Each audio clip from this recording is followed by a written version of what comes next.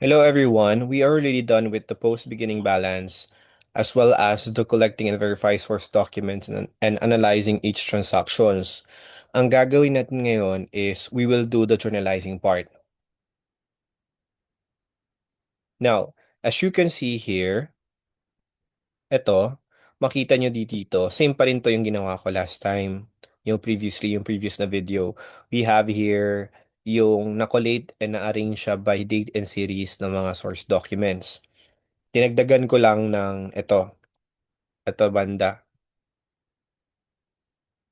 journalizing. Journalizing, for example, paano pala kapag i-journalize natin siya sa general journal, ano kaya maging itsura niya? So it's really important for us to understand how we'll be able to visualize it if we'll do this thing as what you call this in a certain general journal kasi para ma-visualize nyo. Pero hindi naman siya kailangan palagi na dapat gawin ninyo na ganito para ma-record niyo sa special journals kasi nga magkaiba sila. Okay? Hindi dapat kaya ang ginagawa dapat is automatic critical thinking na dapat na kapag nakikita niyo yung source documents na to, automatically alam niyo na siya dapat kung ano at paano siya i-record sa special journals. Kasi nga, pag general journal pa ganito, although same lang naman talaga sila, ang pinagkaiba lang kasi pag ito, example, special journals. Special journals, nakikita niyo dito. 'Di ba? Pareho lang silang, pinagkaiba lang kasi mas efficient sa special journals. Bakit? Kasi nga nakikita natin dito. Nakikita nyo to dito. Wait lang, move ko muna to. Nakikita nyo dito na meron na siya kaagad na mga accounts. Okay? So yun ang pinagkakaiba niya. Kasi pag sa general journal, iniisa-isa pa natin. Tapos pagdating sa posting, kailangan pa talaga siyang call this isa-isahin. Isa-isahin yung pag-post. Pagdating kasi sa mga special journals, ang kinukuha lang natin yung mga final amounts. Okay? So you can see here, okay, pareho pa rin yan siya. So we can see here, first is, pag-usapan mo natin yung sales journal. Pag sales journal, ano ba yung sales journal? Ito yung benta na utang. When we're talking about this one, again ha, pag pinag-uusapan natin ang sales journal, ibig sabihin yan, benta na utang. So, ang pinaka-fit talaga dito ay ang sales invoice or charge invoice kasi nga it talks about benta na utang. Okay? So you can see here, we have here service revenue and account receivable.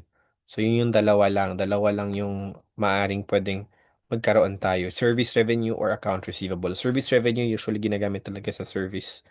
Okay. Etong sales journal, pwede itong sa mga ibang problem, pwede itong maging ang word na pwede dito is service journal. Okay. So pag kasi specific siya dapat sa tinatawag nating service eh. So pwede itong matawag na service journal. Okay. Aside sa sales journal, makikita natin dito. So first is makikita natin dito. Okay. As you can see here, service revenue to siya, 'di ba? So, alam niyo na 'to dapat, 'di ba? Ang baka malilito kayo kasi nga ang nakalagay lang ay isang account. Dapat automatic na 'yan sa inyo. Automatic critical thinking na pag ganito, 'di ba? Service revenue naman nakalagay. Ibig sabihin hindi lang talaga siya service revenue lang, okay? Pag i-journalize mo siya, meron pala yan siyang partner.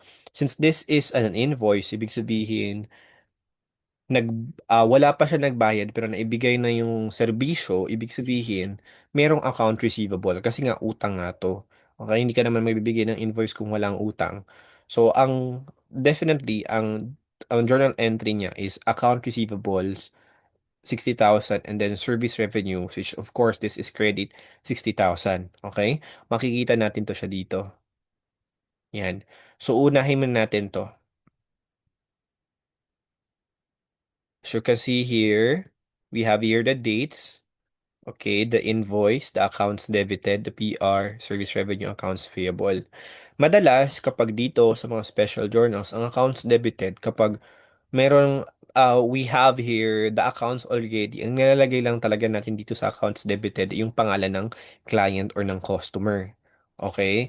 Pero, pagdating kasi dito sa ating tinatawag na cash disbursement journals, makikita natin dito, kapag meron sa transactions ninyo, Okay, makikita natin dito. For example, pag may journalize kayong transactions, tapos yung journalized transactions ay wala ni isa sa mga column na to, okay? Ang gagawin ninyo ay ilalagay nyo siya mismo sa accounts debited, yung pangalan ng accounts. For example, magre-record kayo ng sinasabi nating sabi nating advertising expense. So pagkikita natin dito parang wala namang advertising expense na ni kada isa dito sa column. So ang ginagawa po natin ay nilalagay natin yung pangalan mismo ng account dito mismo sa accounts debited. Tapos okay, accounts debited tapos sundry. Okay, dito natin nilalagay yung amount. Okay.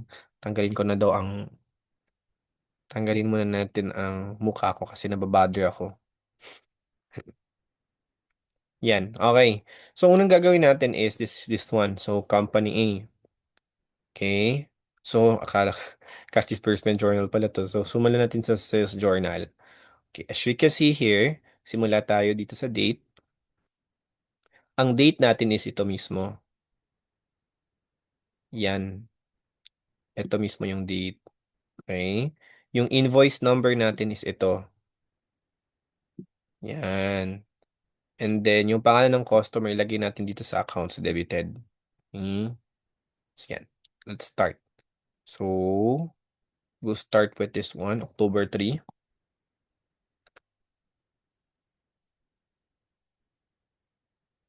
October 3. And then, invoice number 7001. Accounts debited kanina ba to kay customer A, di ba, no? Kaya dapat, hindi na kayo gumagawa ng ganito. Mas pinapakita ko lang to sa inyo para ma-visualize ninyo. Okay? Makita nyo to dito, account receivable service revenue. Bale, hindi na tayo gumagawa ng accounts pagkatulad na sa general journal. Ang ginagawa natin is, ilagay na natin mismo dito. Sure, excuse me. Kasi meron ng sa columns. So, this is 60,000. Okay. So, we're done. So, ganun lang. And then, second is this one. So, this is October 8. So, wag nyo nang lagyan ng October dito. Lagyan nyo lang dito, October 8. And then, this is 7002. And then, we have here the customer. This is from oops. Mhm. Customer D.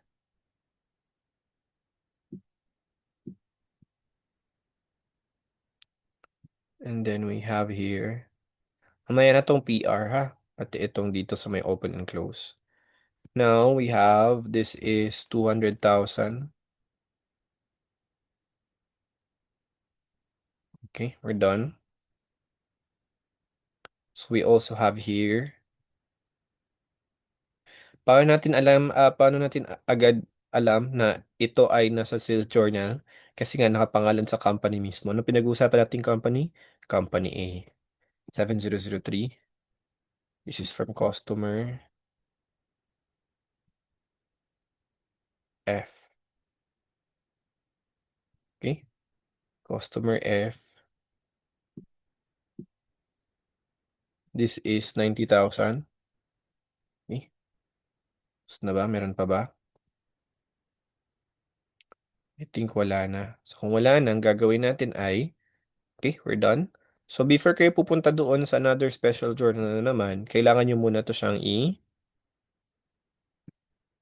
okay, kailangan natin siyang i-total.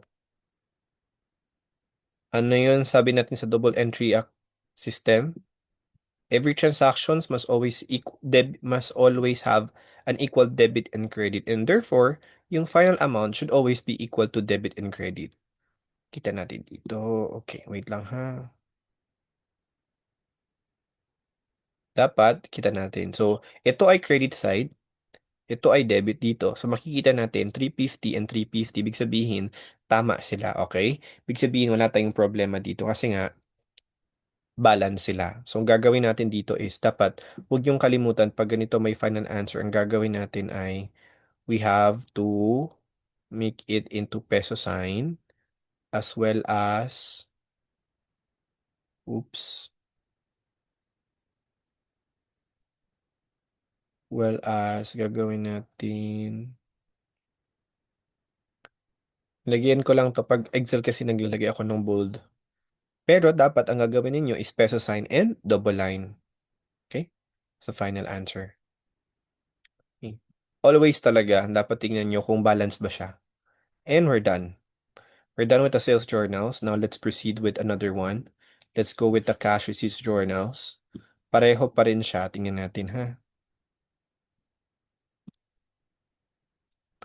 Okay, we have here cash receipts journal. Sa cash receipts journal natin, meron tayong account receivable, meron tayong service revenues, and meron tayong cash dito. Okay? Now, we'll begin with this one. The first one.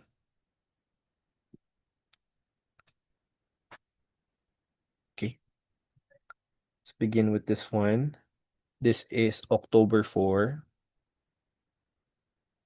October 4. This is OR number. Ang OR number po natin dito ay eto, heart. Okay? Yan po yung OR number natin. So this is 3001. And then ang invoice number natin saan? Ito ang ating invoice number. Yan. Anong ibig sabihin nito? Okay, makikita natin dito. Kita natin dito, oh, 'di ba? Hindi to siya benta. Okay? Kasi nangyari na nung benta yung una. Makita niyo dito. So, ibig sabihin, cash and account receivable. So, anong ibig sabihin? So, bakit hindi siya sales? Ito ang ibig sabihin yan. So, nung una pa lang, meron ng ganitong nangyari. Account receivable.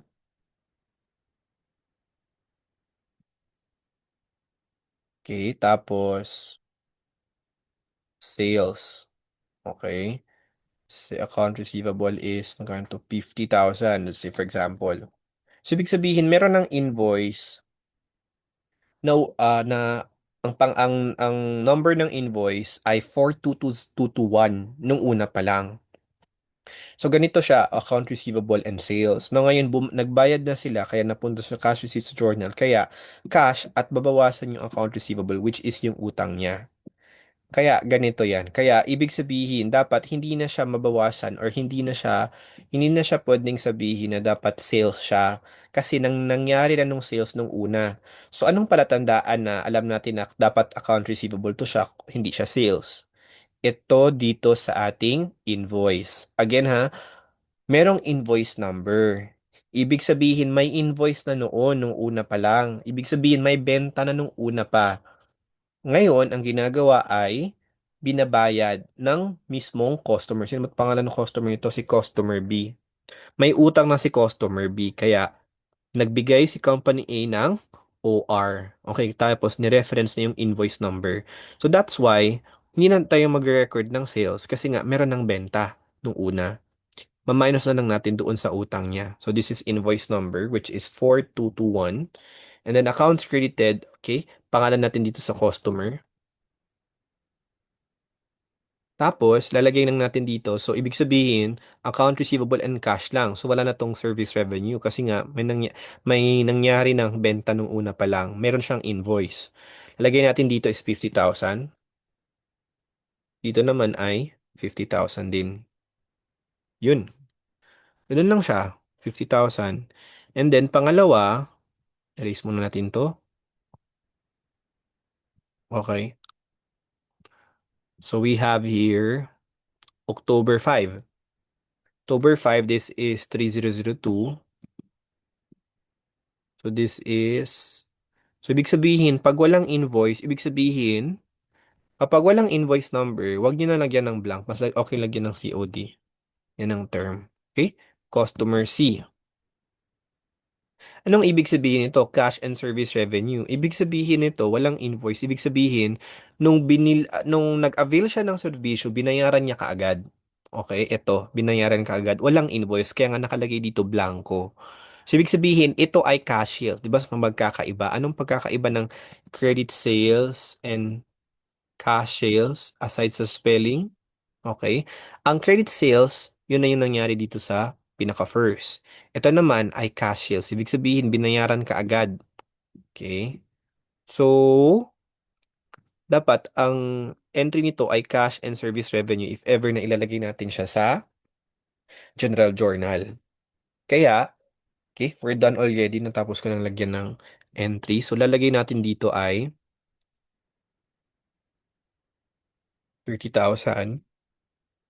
Okay. And that's it. Tapos na. Okay. So, we're done. So, we're done with the cash sales. Now, let's go to the other one. So, this is official receipt. This is October 10. This is 3003. Okay. This is 7001. Ibig sabihin, this is credit sales. Customer.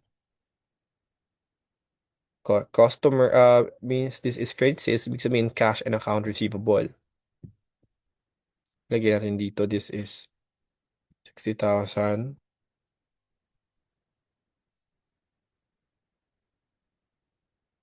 And that's it. Bakit to siya? Tignan natin. Meron pa bang ibang cash receipts journal? Meron pa. Meron pa dito. So we still have another one. So lagyan lang natin info. Huwag niyo lagyan ng October dito kasi okay na 'to. October 15, this is 3004. And then this is 2586. Bakit sa tingin nyo kasi na parang hindi magkasunod-sunod yung invoice number? Ano kaya ang hula niyo nung theory ninyo? Ibig sabihin ito 2586. So obviously, mas nauna pa to. So ibig sabihin, itong sino ba to si customer? Ilagyan naman natin ng customer E. Okay. Ibig sabihin, pagdating sa pangungutang, siguro, okay, definitely pangungutang kasi may utang, nauna pang umutang si customer E kaysa kay customer D. Okay? Pero ang unang nagbayad yung pinaka-recent na nangutang. Kaya nga yung invoice number nakalagay ito ganito. Okay, baka magtataka kayo, bakit hindi magkasunod-sunod? Kasi nga dahil diyan yung timing and payment of the invoice.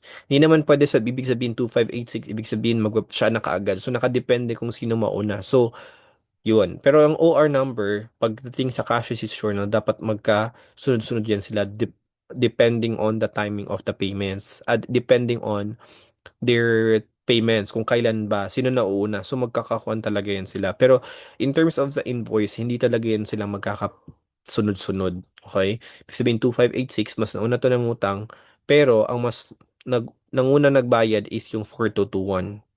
So yun siya, 60,000. So we have here 80,000. This is 80,000 also. Okay, we're done. Let's proceed with this one. October 25. This is 3005. So this is 7002. This is customer D. Okay. This is 200,000.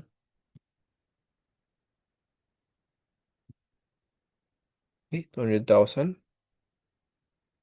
And we're done with this one. So, ang gagawin natin ay we'll go to, pagkatapos na natin dito, of course, dapat ito total na natin siya. So, total natin ha. Total. Mhm. Total natin. Total din natin to. Oops. Okay. Dapat alam natin na magkapareho ang balance talaga ang debit and credit.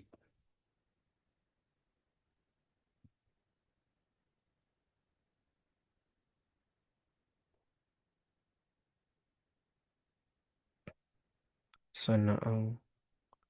Okay.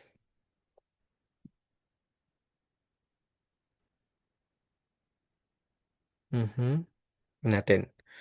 Pagkita natin dito, okay, paano natin malalaman na balance yung debit and credit? Tanungin mo natin first, saan ba dito ang account na to ang debit and credit? Makikita natin na ang dalawang credit dito ay ang account receivable and service revenue. Okay? Eto alam na natin na credit to siya. Bakit credit to ang account receivable? Bakit dito sa sales journal ay debit? Dito sa sales journal, debit siya obviously kasi nangutang siya. Dito sa cash receipts journal, of course, dapat maging credit siya kasi binayaran na. Okay? So, ibig sabihin, dapat credit siya. Okay? So, itong dalawang credit na to at isang debit. So, dapat, ang siste ay dapat kung ano yung total dito, itong account receivable and service revenue, ang sum, okay, ang sagot ng dalawang ito ay dapat pareho dito sa cash. So, subukan natin siyang i-add ha. I-add natin to at i-add din natin to. So, dapat pareho sila ng sagot dito sa kasi isa lang naman tong debit so hindi natin kailangan i-add. Dapat ang pareho yung total nito dapat pareho dito sa ating cash. So 420,000 so tama. Kapag gagawa kayo ng ganito, dapat wag yung nang lagyan. So pwede niyo na siyang i-pencil kasi paminsan kasi yung iba kasi ang ginagawa nila ay nilalagay pa nila ng ballpen. Nilalagay ko lang yan dito kasi to illustrate to you, pero wag yung nang lagyan doon ng ballpen. Ang gagawin niyo lang ay anong tawag natin dito o i-pencil niyo lang. Okay, tapos burahin na lang. So ganun siya. And I think we're done already with the cash receipts journal.